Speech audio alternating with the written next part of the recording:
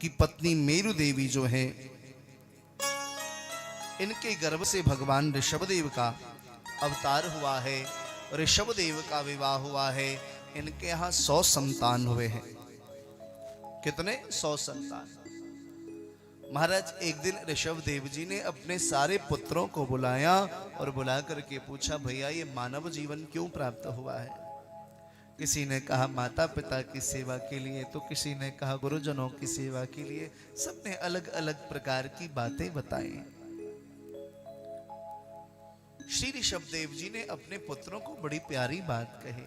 बोले यह मानव जीवन सिर्फ इसलिए नहीं मिला। बोले फिर क्यों मिला? बोले नायम देहो देह भाजाम नृलोके कस्तान कामान अर्हते बिडभुजांगे तपो दिव्यम पुत्र कायेन सत्वम शुद्धेद्यस्मात् ब्रह्म सौख्यम त्वनंतम। मानव जीवन का परम चरम लक्ष्य है भगवत प्राप्ति, गोविंद की प्राप्ति। मानव जीवन का यह परम लक्ष्य है। आत्मा का परमात्मा से मिलन यह परम लक्ष्य है। हमारा स्रोत वही है। एक हम जीव ही हैं जो अपने स्रोत से पृथक हो जाते हैं, विलग हो जाते हैं। दीपक का स्रोत क्या है? सूर्य। जल का स्रोत क्या है? भूमि। जल को आप अभी जो ट्विन टावर गिराया ना यूपी सरकार ने नोएडा में, हाँ, ऐसे ताश के पत्तों की भांति 8, 9, 10 सेकंड में बड़भड़ा के रह गया। उसके छत के ऊपर भी पानी की टंकी रखेंगे तो बोलो क्या वो आसमान में जाएगा? हाँ, जाएगा क्या? नहीं। जैसी नल खोलेंगे कहाँ जाएगा वो जल? जमीन में। अच्छा, आप गड्ढे में भी अगर दीपक जलाओ तो उसकी लो गड्ढे में जाएगी कि ऊपर जाएगी? ऊपर की ओर जाएगी, क्योंकि उसका स्रोत सूर्य है और जल का स्रोत भूमि है। सब अपनी अपने स्रोत में जाने के लिए व्यग्र हैं, लेकिन हम मानव माया में इतने आसक्त हो गए कि हम भूल गए कि हमारा स्रोत क्या है। भगवान शुकाचार्य कहते, ऐसे ही समझाया है महाराज। उनमें से 9 पुत्र जो हैं वह भगवान के परम भक्त बन गए और जाकर के साधना करना प्रारंभ किया। ये 9 पुत्र महाराज नवयोगेश्वर कहलाए ऋषभदेव के।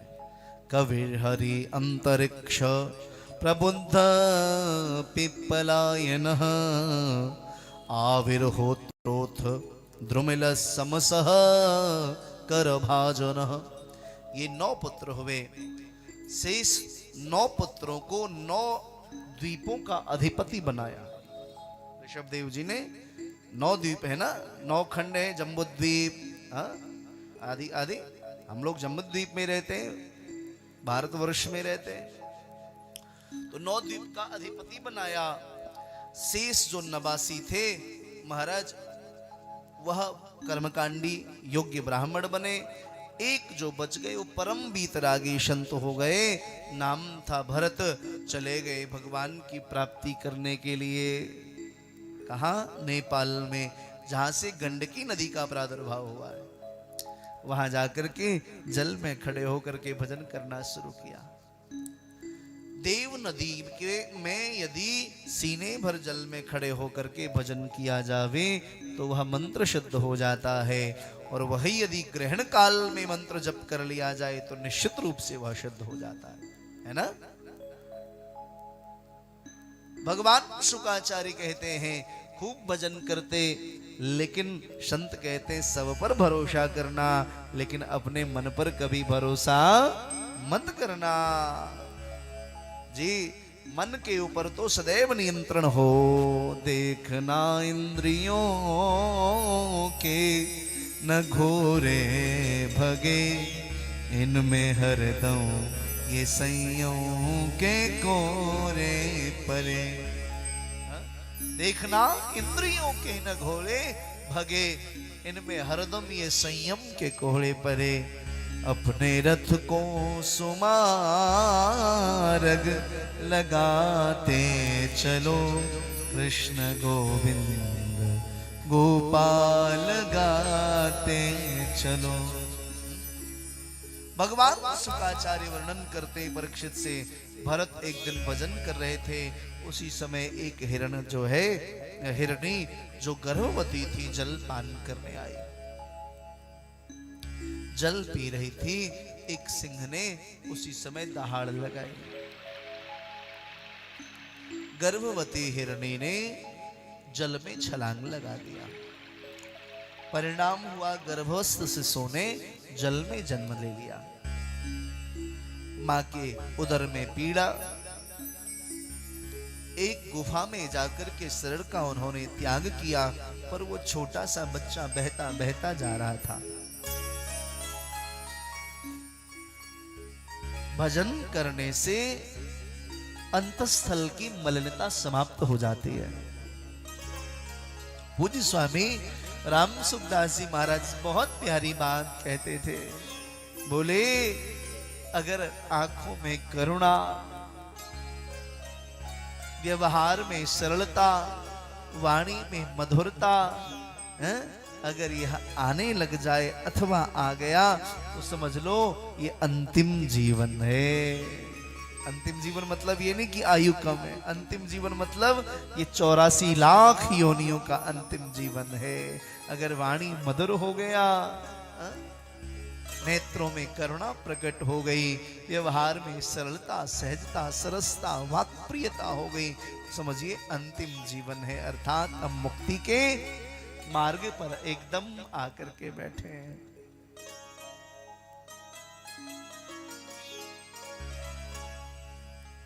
महाराज दृष्टि पड़ी भरत की, छोटा सा बच्चा बह जाएगा। भजन करने से महाराज हृदय बहुत कोमल हो जाता है। जो साधक जन होते हैं आप गौर करेंगे, उनका हृदय बहुत कोमल, बाहर से तो कठोर दिखेंगे नारियल की भांति, लेकिन अंदर से बड़े कोमल होते हैं वो। हाँ?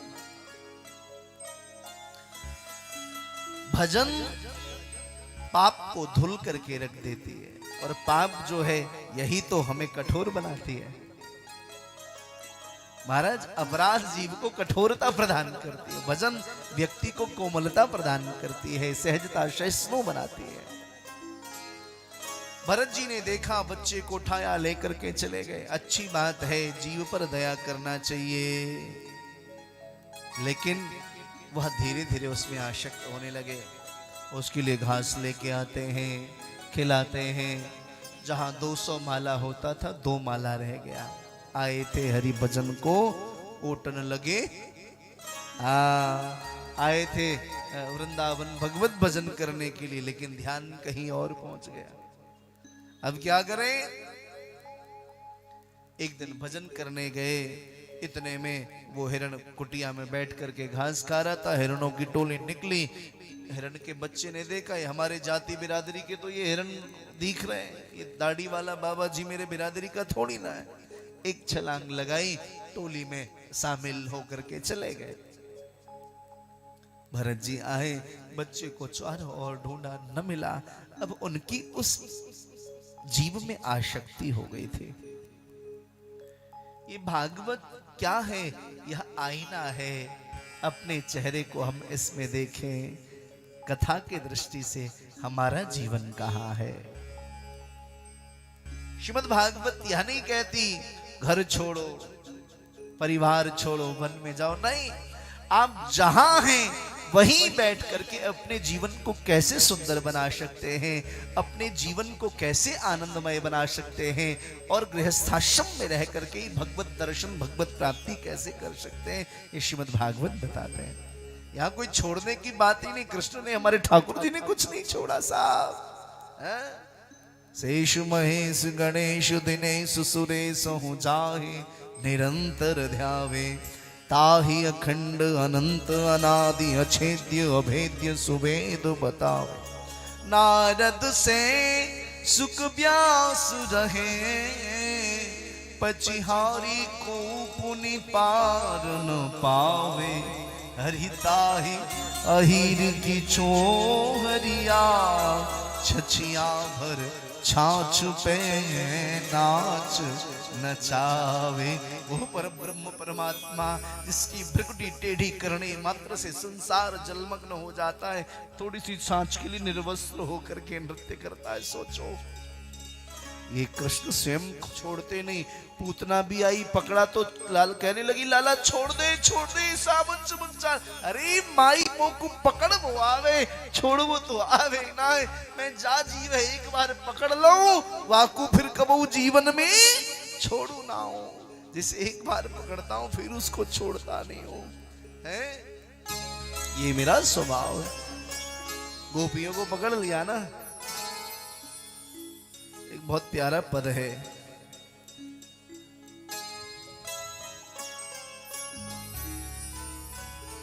भूत लगे नंद पूत लगे तो छोड़े कहो कैसे, क्या है वो भूत लग जाए तो उसको छुड़ाया भी जा सकता है। बोले नंद का पूत जिसको लग जाए उसको कैसे छुड़ाए। जी गोपियों से ब्रजवासियों ने कहा, कृष्ण के चक्कर में बावरी मत बनो, सारी दुनिया विपक्ष में हो जाएगी, ये चोर है। बोले मैं जानती हूँ चोर है। कैसा चोर? नमामि चित्त चोर कम। मैं उस चोर को प्रणाम करती हूँ, प्रणाम करती हूँ। क्यों? क्योंकि वो चित्त का चोर है, उसने मेरे चित्त को चुरा लिया है, हैं? बोले छोड़ दो उसको, सारी दुनिया विपक्ष में हो जाएगी। बोले कोई फर्क नहीं पड़ता, सब है विपक्ष, कोई पक्ष ना हमारो है। सारी दुनिया विपक्ष में पर फर्क नहीं पड़ता। सब है विपक्ष, कोई पक्ष ना हमारो है, पर चिंता नहीं। क्यों? क्योंकि मोर पक्षवारो वोई मोर पक्षवारो है, मोर पक्षवारो वोई, बोलो बोलो, मोर पक्षवारो है। बोले अच्छा कोई फर्क नहीं पड़ता, गोविंद मेरे हैं।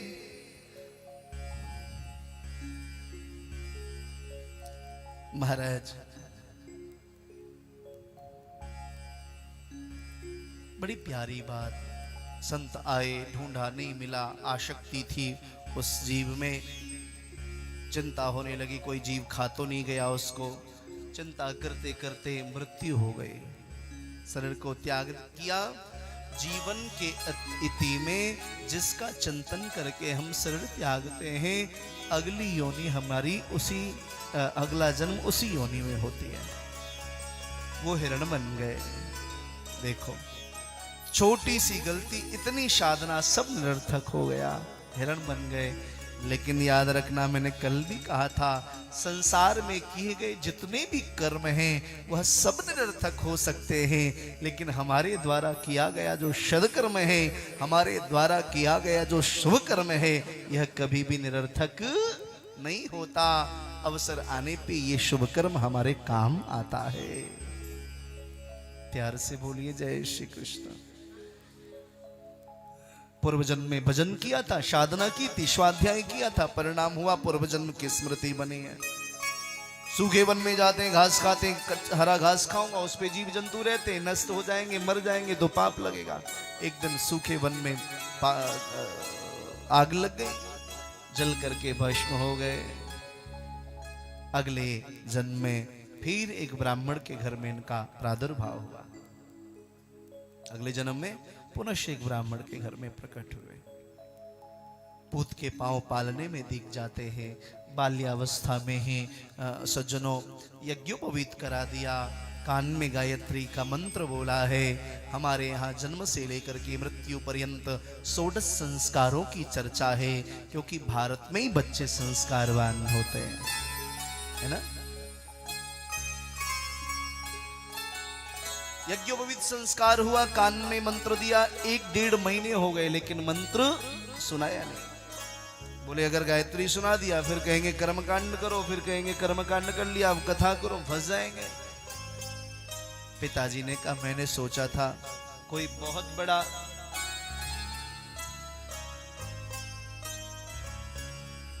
पुण्यात्मा हमारे जीवन में आया है,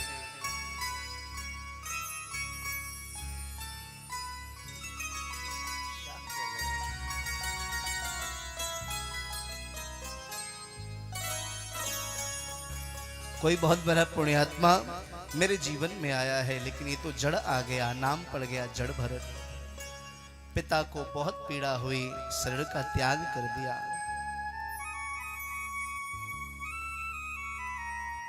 बड़े भाई का व्यवहार छोटे के प्रति अच्छा नहीं है।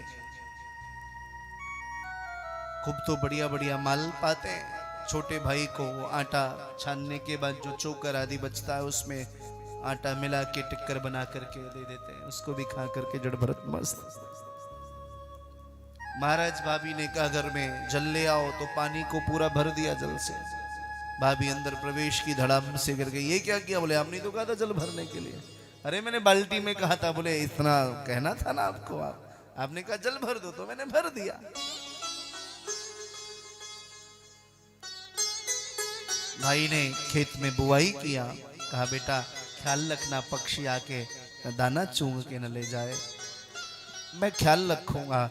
पक्षियां आई, दाना चुगने लगी। जड़ भरत सोचने लगे मैं भी राम जी का, खेत भी राम जी का, चिड़िया भी राम जी की, सब कुछ राम जी का, प्रकृति राम जी का, फिर मैं बीच में गड़बड़ क्यों करूं? सबको बुलाए बुला के खिला दिया। भाई आए, आवेश आ गया, एक थप्पड़ मारा। बोले आज के बाद कभी चेहरा मत दिखाना। बोले भैया मैं तो ऐसा ही चाहता था, आपके आदेश के बिना गृह का त्याग कैसे करता। जाने लगे।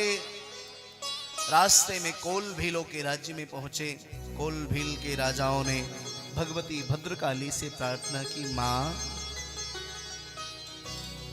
यदि मुझे पुत्र रत्न की प्राप्ति हो जाएगी तो मैं आपको नरबली चढ़ाऊंगा। मां की कृपा से पुत्र रत्न की प्राप्ति हो गई। बोले अपना राज्य है, जो भी मिल जाए पकड़ के ले आइए।